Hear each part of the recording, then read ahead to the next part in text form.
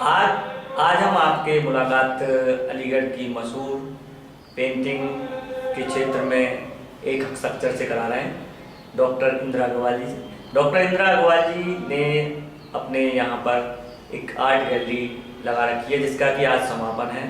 तो पहले मैं डॉक्टर इंदिरा अग्रवाल जी से ये जानना चाहूँगा कि आपने जब पहली पेंटिंग बनाई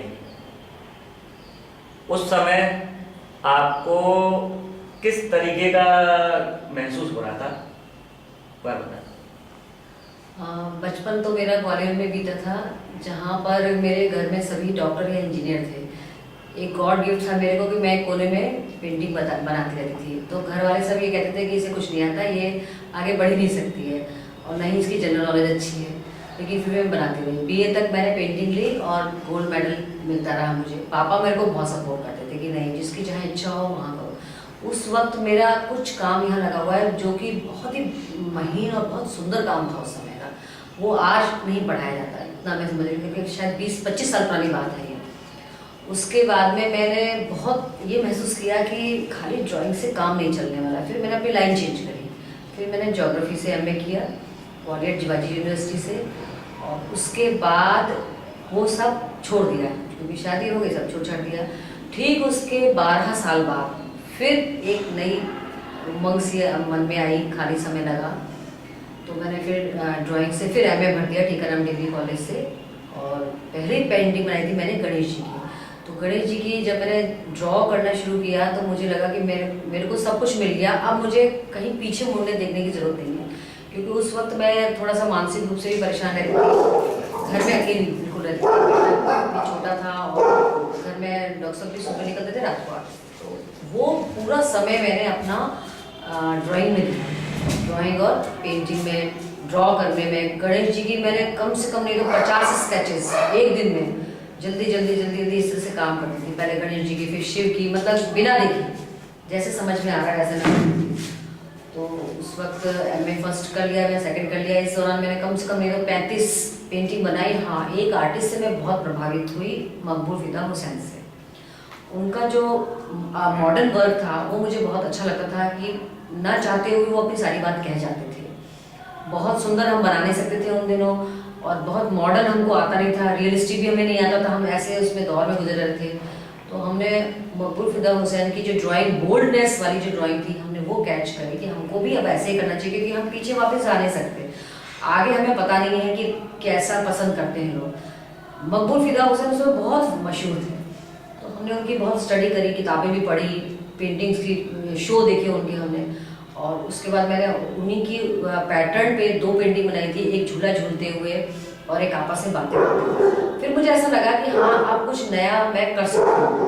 उसके बाद से तो आज उस बात को होंगे 15-14 साल हो गए, 15 साल हो गए हैं, और पेंटिंग छूटी नहीं है, और पढ़ाई भी बढ़ रही है और पेंटिंग भी बढ़ रही है। जो इस क्षेत्र में कलाकार हमारे लगे हुए हैं, तो आप उनको, क्योंकि आप इस क्षेत्र में पुरानी हैं, तो आप उनको क्या संदेश देना चाहेंगी कि इस क्षेत्र में आगे बढ़ने के लिए उन्हें क्या आवश्यक है?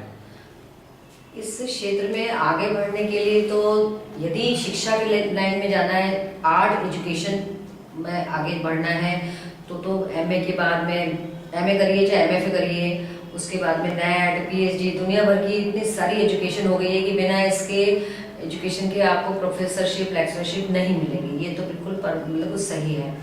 और यदि आपको एक आर्टिस्ट बनना है, फ्रीलांस आर्टिस्ट बनना है, जिसमें कहीं कोई बंधन नहीं होता कि आपको इतनी बड़ी लाइन खींचनी है, इतने ही कलर यूज़ करने, तो उसका कहीं कोई आस्पेक्ट नहीं है। आप बीए करने के बाद भी ये काम अपने घर पे एक लघु उद्योग के रूप में अपनी आर्ट को और आगे बढ़ा सकते हैं। और इसमें ये भी जरूरी नहीं है कि आप एक बंधनों में बंधी हुई हैं कि नहीं, जब ये हो जाएगा जब भी मैं सिखा सकती हूँ, ऐसा भी नहीं है। कोई 9th की लड़की अगर, अब जैसे यहाँ सारी जो पेंटिंग्स लगी हुई हैं, अगर मैं उनसे कहूँ कि आप अपने से छोटे बच्चों को और समझा दो, तो वो भी बहुत सही और सीधी और सरल रेखा में समझा सकती है। तो आज मैं जो देख रही हूँ, मैं ये सोचती हूँ कि मैंने बेकार में इतना समय खर्च किया। ये जो आज कर रही हूँ, ये तो मुझे 15 साल पहले ही कर लेना चाहिए था, क्योंकि इतना पढ़ने के बाद मुझे ऐसा लगा कि एक बंधन में, एक दायरे में बंध गई मैं। इतने लिमिटेड टाइम में ही कॉलेज जाना, वहाँ से फिर आ जाना, तो क्या सिखाया मैंने? कुछ भी नहीं। 15-20 मिनट अटेंडेंस में निकल जाते हैं, मुश्किल से 15-20 मिनट बचते हैं। उस 15-20 मिनट में क्या हम ये चाहते हैं कि वो आर्टिस्ट बन जाए या वो एक कला शिक्षक बन जाए? कभी नहीं बन सकता जब तक कि उसको हम कम से कम 4 घंटे ना दें। एक विद्यार्थी को जब 4 घंटे देते हैं तब उसको विद्यार्थी को ये लगता है कि हाँ मैं कला के सागर में हूँ, हाँ मुझे को सीखना चाहिए। नहीं तो आज का जो विद्यार्थी है वो हवा में उड़ता है, उसे तो यही नहीं पता मुझे मेरा भविष्य क्या है, मुझे करना क्या है आखिर। और जब बहुत समय निकल जाता है, जब चेतना जगती है, तब वो कहता है अरे मैंने ये कर लिया होता तो बहुत अच्छा रहता। कई स्टूडेंट आते हैं, हाथ बहुत अच्छा है, हम कहते हैं अरे तुमने बेकार BA किया, तुमको तो BFA में जाना था, फाइन आर्ट्स में जाना था, न कि आर्ट्स में। जब बहुत समय निकल जाता है फिर उसको ब्रिज कोर्स कराते हैं, तब MFA में एंट्रेंस दिलवाते हैं, वो भी कोई गारंटी नहीं कि आपका MFA में हो जाए। अब MA करने के बाद में या तो फिर PhD करिए, तो PhD भी अम्बेडकर यूनिवर्सिटी से PhD इतना आसान नहीं है और अब हो भी नहीं रही है। 5-6 साल से इसका भी केस दबा हुआ है और प्राइवेट यूनिवर्सिटी से PhD करना सबकी बस की बात नहीं है, बहुत खर्चा आता है। और बिना PhD के मैं नहीं समझती कि इंटर कॉलेज में भी आपको वो सम्मान मिले जो एक बिना PhD के मिल सकता है। डॉक्टर इंदिरा अग्रवाल जी, आपका आज की ये जो आर्ट गैलरी है इसके समापन के बाद आगे की क्या प्लानिंग है? आगे मैंने यहाँ पर MA तक, वो PG स्टूडेंट तक का वर्क लगाया हुआ है। अब इसके बाद इनके जो शिक्षक हैं, जो इंटर कॉलेज के जो कला शिक्षक हैं और PG कॉलेज के जो कला शिक्षक हैं, उनकी एग्जीबिशन की तैयारी कर रही हूँ। 30 पेंटिंग्स आ चुकी हैं, जिसमें कि TR degree college Washne, DS Abdullah और जाकिर हुसैन, APS DPS की 3 शाखाएं हैं।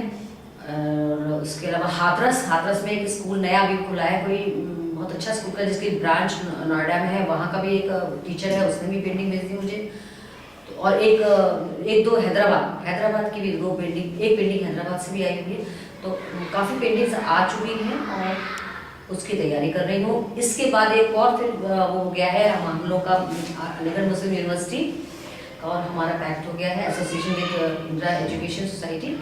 एक शो हमको करना है 24 फरवरी के आसपास, उसमें केवल अलीगढ़ के स्टूडेंट्स एंड आर्टिस्ट, चाहे वो आर्ट टीचर हो, चाहे वो फ्रीलांस आर्टिस्ट हो, उन सबका शो नई मोहिद्दीन आर्ट गैलरी है, उसमें शो करने का इरादा है। तो उम्मीद है सफलता मिलेगी। सबको बोल तो रहे हैं कि बहुत ही खूबसूरत, वाकई बहुत खूबसूरत आर्ट गैलरी है। जो पहले पुरानी कैंटीन थी उसको नया रिन्यू करके और एक बहुत ही खूबसूरत रूप दिया गया है, जैसे कि जहांगीर आर्ट गैलरी, या हम तो अमेरिका से तुलना करेंगे उसकी, क्योंकि इस पूरे अलीगढ़ के यूपी में इतनी अच्छी आर्ट गैलरी मैंने नहीं देखी।